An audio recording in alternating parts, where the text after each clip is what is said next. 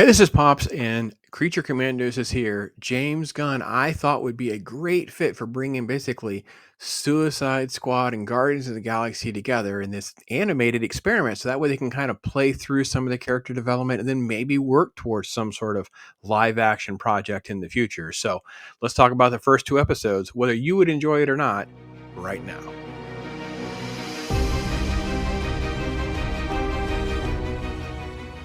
Creature Commandos is basically an Amanda Waller project, right? If you watch Peacemaker and you've seen her in the DCEU so far, you know she is one of the holdovers into how they're going to move forward with James Gunn.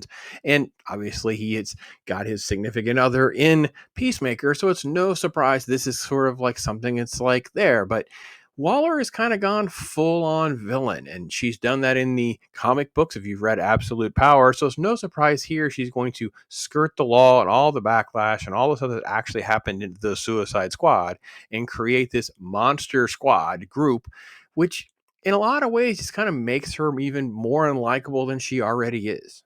So the early part of season one is just Amanda Waller taking Rick Flag Sr. And by the way, they lost a G. I'm not exactly sure why we were changing the spelling of his name, unless it's for some sort of, I don't know, royalties reason or something along that lines. So Rick Flag will be heading up Operation M, and he's being introducing to these, quote, non-human beings, and they're going to be the bride, Dr. Phosphorus. They're going to bring back Weasel from the Suicide Squad. They're going to bring back some characters that give you sort of the diversity that you want. Then they're going to find Frankenstein, voiced by David Harbour. They're not really going to do anything with GI Robot, which I thought was kind of weird because he's interesting and they aren't doing anything with him. He's just are they Nazis going to kill them gag that kind of keeps happening over and over again. And then you have Zoe Chow, who is the voice of the little creature that can talk to fish and she'll be good in the water. And there's not a single thing that she does other than just basically be the tag along character in these first two episodes. While the voice cast seems fine and the animation and stuff has kind of a unique flair because they have some dynamic characters, the setup's kind of all here. And if you're a James Gunn fan and you like his style of humor and gags, then this will probably be for you. For instance, the Weasel has a scene where they're going out on the mission and they think he's nervous. They think he's dealing with like a PTSD from the events of the Suicide Squad. And then he just pees on Dr. Phosphorus, and that's the gag. All right. And then we have this sort of like weird dynamic of sort of like, I don't know, the internet guys. Like, what are we supposed to be dealing with here? Like, this whole thing where they're just working for the hot girl, but they're like just the uber internet nerd kind of thing. And they're just like, they're armed to the teeth. They're just killing people, shooting things. I don't understand why James Gunn is putting all this together. Like, what is the character arcs that we're going to get? So the bride is sort of like the main character in episode 2. She has a lot of flashbacks of her origins, how Dr. Frankenstein brought her to life, just kind of like Universal, right? Frankenstein needed a woman, so we're going to put together a woman. And Eric Frankenstein doesn't know how to control himself. He is a horny fake monster, and it drives a wedge between he and the doctor. And I kid you not, we're going to interrupt a fight scene for necrophilia. Yeah, this scene when Cersei attacks and the bride is there having flashbacks and they're punching each other, she ends up on this table and has this flashback, which it exposes her dead body, gray boobs in this flashback, banging Dr. Frankenstein. And I'm just sort of taken out of the moment where I'm just like, am I seeing what I'm seeing? And how odd and strange is James Gunn diving in is like the worst indulgences of his past and this trauma style that he used to get into. And I'm like, wait, why are we doing this? And I don't think the trailer goes into it because they're sent on a mission to protect the princess, right? And the princess has the hots for Rick Flag Sr. And he kind of like dismisses her at first. She basically just strips down and tries to climb on top of him.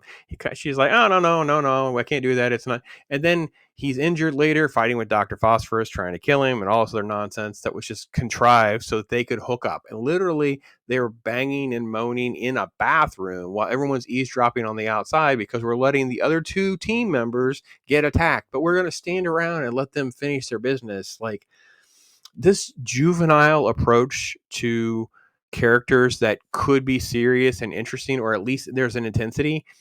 We're not even bothering to have any story arc. Like Rick Flag didn't have some sort of like emotional confession to the princess on why he couldn't be with her. It's like, well, it's just kind of wrong, but I guess it's not. And it's like there was nothing there. She's just horny. She wears him down. He gives in. Gag, gag, funny, funny. Let's get back to the show. Oh, by the way, that battle's being interrupted by sex gag nonsense too. I'm like, I don't know what we're supposed to get out of any of this. As I mentioned, GI Robot, he's just reduced to the one joke about, hey, am I supposed to just shoot or kill this person because they could be a Yahtzee? Blah, blah, blah. Here's Fish Girl in her little flashback. We don't even care. She's completely boring and useless. The trailer does at least tease some other things that are coming, some more action. The first two episodes, I think the pacing is pretty bad. It's pretty boring and drab for literally like 5 minutes here and 10 minutes here. There's actual music sequences where they're just flying from one point to another. I'm like, this is animation, James Gunn. Like no one no one's in awe of the scenery or a second unit shot when it's just being drawn. All right. And I really am still just kind of blown away. I don't quite understand what we're doing with the bride because obviously she's not going to die, but she's bleeding actual red blood. And then they put her back together, obviously, because of shots like this where you see her. I, I just don't understand at all what they're actually trying to accomplish. Overall, I thought the voice cast was satisfactory. Frank Grillo as Rick Flag has probably got the most time.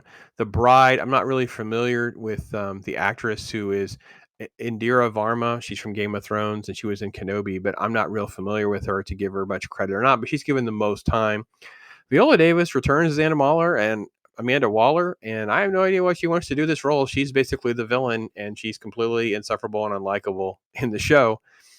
David Harbour as Eric Frankenstein was interesting because I expected more there, and instead they kind of do this goofy love fest nonsense for his bride, and then as we're closing out episode 2, you run through this history they have together when Eric obviously ultimately walks in on the two of them and knows what's going on, and then he's just chasing after her. There's literally a shot of him chasing her, and his tongue is flapping.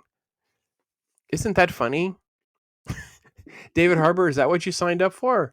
Is that what you wanted to be reduced to? Like the horny dead Frankenstein monster? Because it's lame and boring, man.